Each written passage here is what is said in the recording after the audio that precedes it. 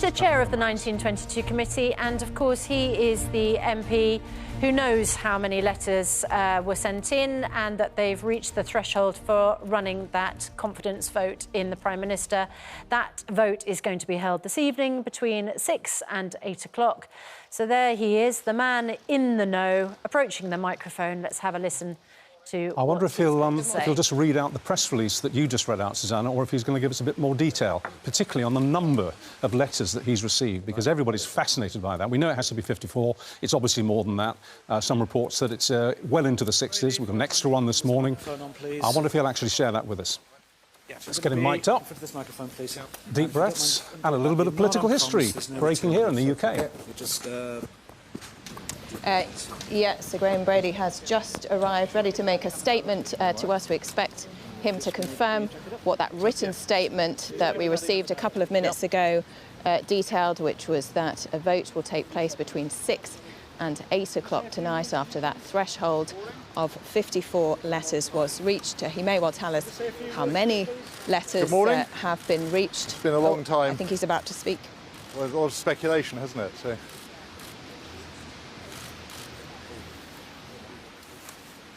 No, he's still waiting for a cue to start speaking, I think. Oh, everybody's ready, so stand by. I'm ready. Everybody else ready? Yep. Yeah. Sure. I'm not making a statement. I've sent out a written statement. I'm really. Sure. I'm not making a statement. I've sent out a written statement.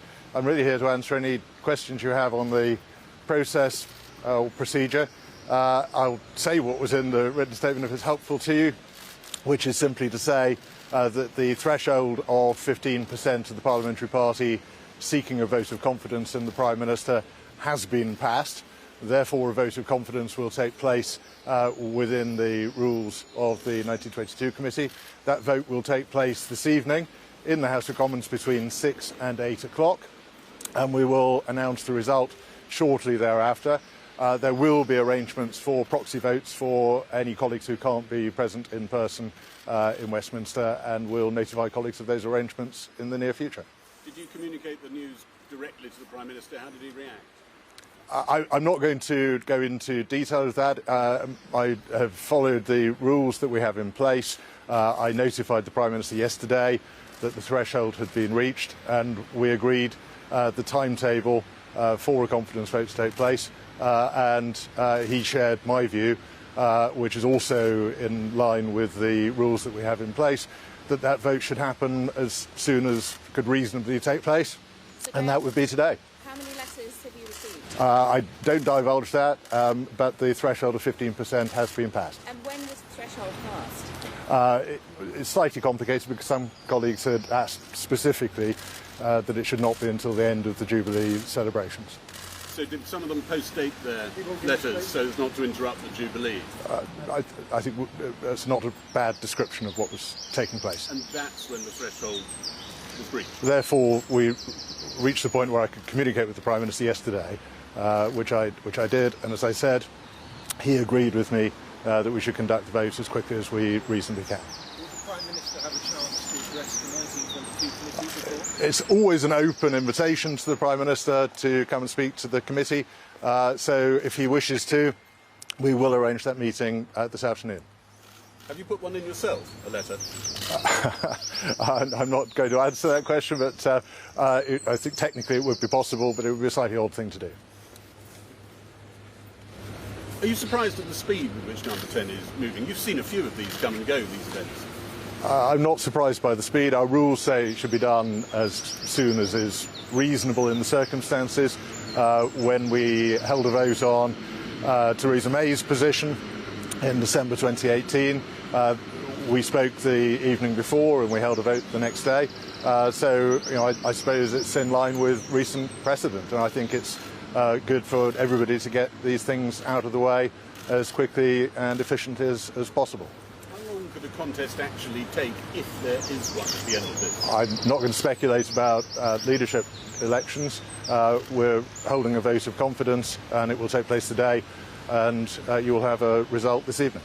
You mentioned there's been lots and lots of speculation. Is there a feeling in the Conservative Party that it would be good to clear this up? Well, a confidence vote obviously will provide a clear answer. The party will have confidence in the leadership or not have confidence in the leadership. That's the question that will be before my colleagues today. So these were political time bombs, weren't they? They had fuses on them, waiting to be lit after the Jubilee. And we guessed that as early as last week. Yeah, I felt last week the tectonic plates had shifted. I could feel it in my bones, in my water. I thought the letters are in. And they weren't going to... It would have been outrageous to have published it last week because it's all about the Queen. And he wouldn't be drawn, though, would he, on the number? No. No, as you described him, the most discreet man in politics. Infuriatingly, Sir Graham, I've known for many years, he doesn't even tell his wife how many letters are in, and his wife runs his constituency office. Because that's how discreet you can send in the letters. You don't have to get a bit of paper anymore. You can send in an email. You can do a WhatsApp message as long as you follow it up with a phone call. He's had them. He's known. He's sat on the secret. But that bomb has been ticking under Boris Johnson. So when he was booed, the letters were already in. Absolutely. So that didn't... We were saying that wasn't a pivotal... It was a pivotal moment in terms of public opinion. I think it symbolises where he's ended up. Symbolic, And you think in December 2019, he won an 80-seat majority, the biggest for the Conservatives, since 87. And it's turned around so quickly because he's mishandled so many issues and people don't believe he's trustworthy, which he is not. Sir Graham Brady, who's now... walking away, having delivered that political bomb, said he notified the Prime Minister yesterday and the Prime Minister agreed that the vote should happen as soon as possible. Is that an advantage to the Prime Minister, do you think, Kevin? I think so. I believe he will not want the rebels all chained to each other and spreading out. And he thinks he's got a whipping operation. He's got, 16 MPs or so he can deploy immediately. He'll deploy cabinet ministers who are loyal to other ministers. So there'll be a huge amount of pressure. It'll be coordinated. And what's happened with this rebellion is nobody's led it. It's got lots of different leaders. There hasn't been a single, like a Michael Heseltine figure in the past against Margaret Thatcher. That hasn't happened. What do you think Boris Johnson's going to be doing in the next sort of 8 hours? Is it going to be just a constant phone message? He'll be in his Commons office and he'll be calling in MPs who aren't decided. There'll be a big charm offensive going on.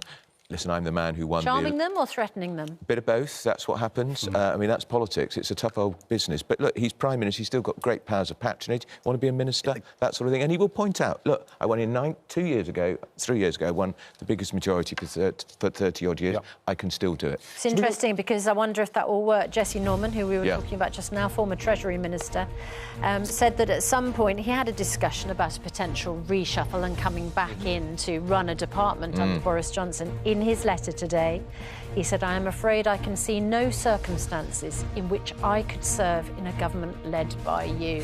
And if any more of the rebels say that today... That's a punch on the nose, isn't it? Gongs and jobs will be offered. The Prime Minister has considerable patronage and will try to spend that.